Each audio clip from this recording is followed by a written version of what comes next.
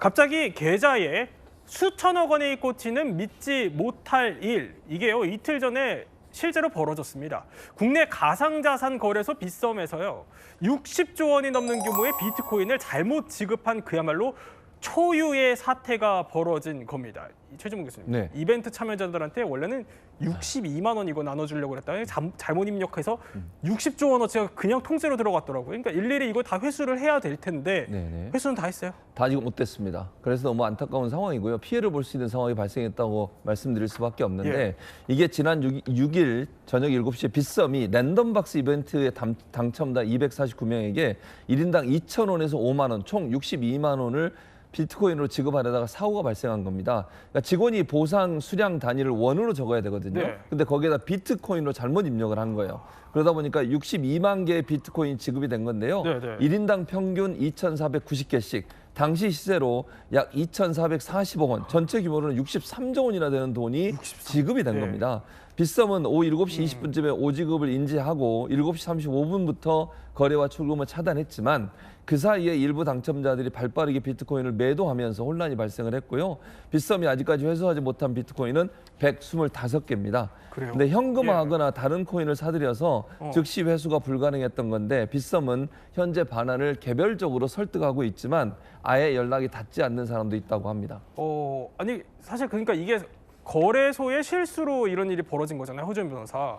그러면 그러니까 이벤트 참여자가 곧바로 이거를 코인을 이제 현금으로 바꿔버린 케이스도 있다라고 하셨으니까 그럼 이거를 회수할 뭐 강제 방안 이런 건 있어요?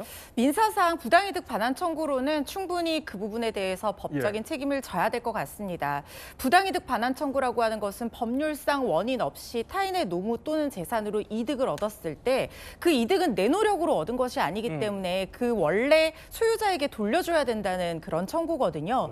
그런데 이게 차고 송금처럼 예. 실수로 회사의 실수로 입금된 코인을 자산화해서 현금화했다라고 하는 것은 내가 원인 없이 얻은 자산이잖아요. 네. 그렇기 때문에 이 부분은 손해배상 청구에 피소를 당한다고 하면 돌려줘야 될 가능성 상당히 높다 생각됩니다.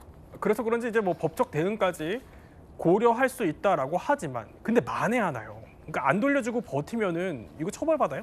이게 민사상으로는 돌려줘야 되는 책임이 발생할 가능성이 매우 높지만 형사처벌을 받는 것은 조금 살펴봐야 되는 부분이라는 생각이 듭니다. 그래요? 왜냐하면 가상자산이 법정 화폐가 아니라는 우리 대법원 판결이 있었거든요. 네. 유사한 사건에서 잘못 들어온 가상자산 14억 원어치를 안 돌려줬는데 이거 횡령이다 이렇게 기소가 됐지만 대법원에서 무죄를 선고한 판단이 있었습니다. 그래요? 근데 그게 예. 2022년이었는데 지금은 비트코인 시세가 1억 원을 상회하고 있는 데다가 지금 미국에서 관련한 펀드도 승인을 받고 있고 전 세계적으로 가상자산이 실질적인 화폐와 동일한 기능을 수행할 정도로 굉장히 많이 자산 환경 자체가 변했거든요. 그래서 만약에 이게 내가 지급받은 돈을 돌려주지 않으려는 그런 네. 어떤 불법 영득의 의사를 가지고 있다는 부분이 인정이 된다고 하면 비트코인이 실제로 화폐랑 동일한지 아닌지에 대해서 전원합의체까지 가서 판단이 달라질 가능성도 있는 부분이거든요. 그래요? 다만 지금의 예. 판례로는 횡령죄는 성립하기 어렵기 때문에 이거는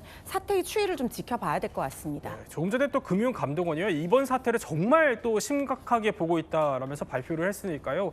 이게 또 어떤 후속 조치로 이어질지는 더 지켜보기로 하겠습니다.